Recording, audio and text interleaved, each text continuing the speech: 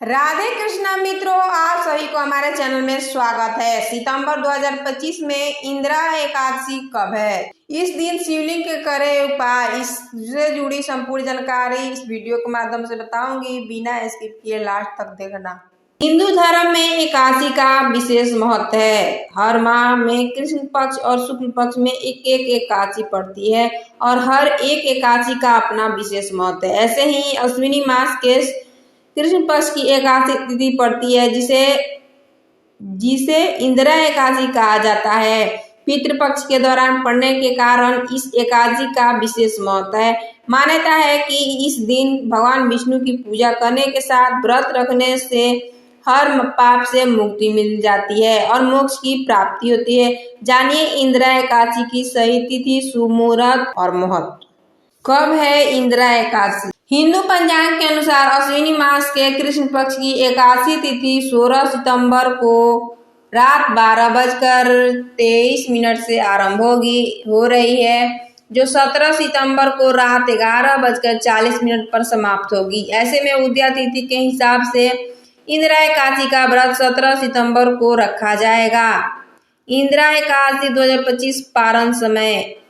इंदिरा एकादशी के दिन पारण 18 सितंबर को सुबह 6:07 से आरंभ होगा, जो 8:34 पर समाप्त होगा। इंदिरा एकादशी का शुभ मुहूर्त। ब्रह्म मुहूर्त सुबह 4:33 से 5:20 तक। विजय मुहूर्त दोपहर 2:18 से दोपहर 3:07 तक। गोधूली मुहूर्त शाम 6:24 से 6:47 तक रहेगा। निश्चिता मुहूर्त रात्रि 11:52 से 12:39 तक रहेगा। इंदिरा एकादशी का महत्व। इंदिरा एकादशी पितृपक्ष के दौरान पड़ती है, इसीलिए इसका महत्व और भी ज्यादा बढ़ जाता है। मान्यता है कि इस व्रत रखने और तर्पण करने से पितरों के पापों का नाश होने का साथ मोक्ष की प्राप्ति होती है। इसके साथ ही सुख समृद्धि धन संपदा की भी प्राप्ति होती है। इस दिन भगवान विष्णु की पूजा करने से अनजाने में किए गए पापों से मुक्ति मिल जाती है। इस दिन पितरों को नाम से दान करना काफी लाभकारी सिद्ध हो जाता है। विधिवत रूप से करें पितरों का श्राद्ध।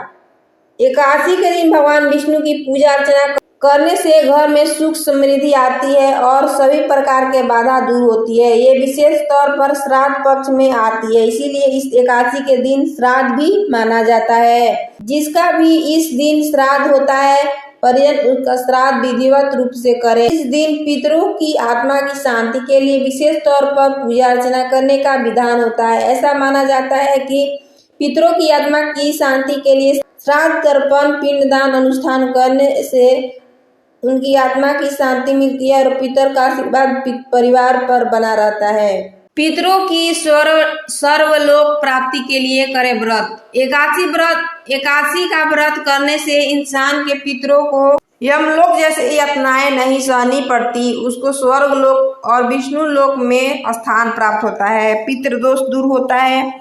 ऐसा माना जाता है कि इस एकादशी के व्रत करने से इंसान को मृत्यु के बाद भी फल मिलता है। इस दिन पवित्र नदियां में स्नान करें, उपरांत दान करें और विशेष महत्व होता है अपनी क्षमता अनुसार गरीब और जरूरतमंदों को दान करें। इस व्रत की पूजा विधि भी विशेष मानी गई है। प्रातः काल स्नान करके स्वच्छ वस्त्र पहन और व्रत का संकल्प ले, पितरों को याद कर उन्हें श्रद्धांजलि अर्पित करें। इसके बाद पूजा स्थल पर भगवान विष्णु की प्रतिमा स्थापित कर दीपक जलाएं। विष्णु जी की प्रतिमा स्थापित कर उन्हें पीले फूल और मिठाई अर्पित करें, क्योंकि पीले रंग श्री हरि को अत्यंत प्रिय है। इसके बाद पूजा सामग्री चढ़ाकर कथा सुने। अंत में विष्णु जी की आरती कर प्रसाद बांटे। शिवलिंग पर अर्पित करें ये वस्तु। इंदिरा एकादशी के दिन शिवलिंग पर विशेष वस्तु चढ़ाने से जीवन की बाधाएं दूर होती है और हर कार्य में सफलता मिलती है। शिवलिंग पर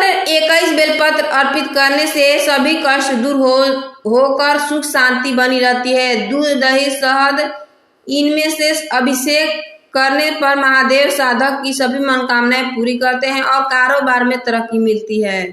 गन्ने का रस आर्थिक तंगी से छुटकारा पाने और सुख समृद्धि की प्राप्ति के लिए शिवलिंग पर गन्ने का रस चढ़ाना उत्तम माना जाता है। पूजा के समय देसी घी का दीपक जलाकर आरती करनी चाहिए और शिव मंत्रों का जाप करना चाहिए। अगर आपको हमारा वीडियो अच्छी लगे तो चैनल को लाइक सब्सक्राइब दोस्तों को शेयर कर देना। धन्यवाद। राधे राधे।